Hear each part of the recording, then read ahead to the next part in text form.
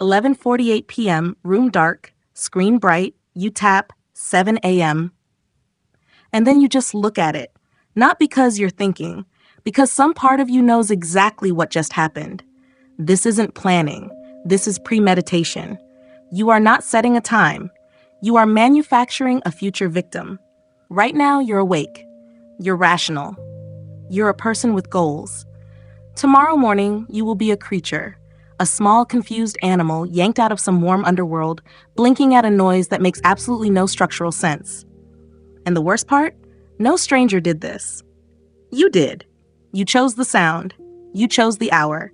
You placed a tiny glass and silicon bomb next to your own head, and then lay down beside it like a traitor sleeping next to their target. People talk about self-discipline like it's one person making good choices. But setting an alarm exposes the truth. There is no single self. There's night you, ambitious, planning, full of quiet promises.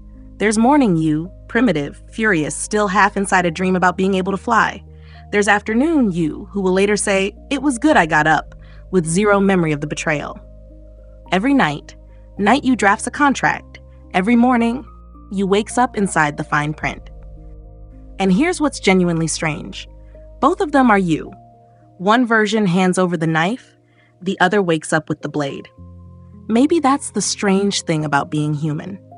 We live as if we are one continuous person, but most of the time, we are just passing instructions across time to strangers who happen to have our name.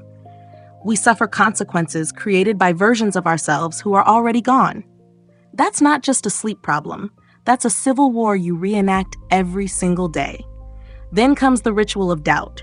You set it, you check it, then you check it again. You lock the phone, unlock it, and stare at the little clock icon like it's an assassin you've hired, but don't fully trust. Is the volume up? Will it actually go off, or will it just opt out? You have a full, silent relationship with this rectangle of distrust, and then the math starts. 7 hours and 12 minutes. 7 hours and 2. 7, if you stop thinking and just fall asleep now. At some point, you are no longer trying to rest. You are trying to manage tomorrow, to bargain with exhaustion before it even arrives. I think this is why the alarm hurts in a very specific way. It's not just the sound, it's what the sound says. It says you don't get to stay here. It says you owe someone tomorrow. Someone you haven't met yet. Someone who needs you to show up, put on pants, reply to that message, wash your face, and begin again. The alarm is a border. On one side, warmth, dark, nothing required. On the other side, everything. And you're the one who built the wall. Every night. Voluntarily. The alarm doesn't just interrupt sleep. It reminds you that you are never fully free inside one moment. But here's the part nobody says.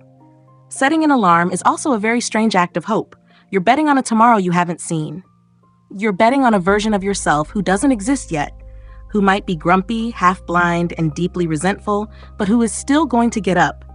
Night you looks at morning you and says, "I don't trust you, but I believe in you enough to cut your sleep short." Is that betrayal? A little. Is it also trust wrapped in hostility? Absolutely. You can't betray someone you don't care about.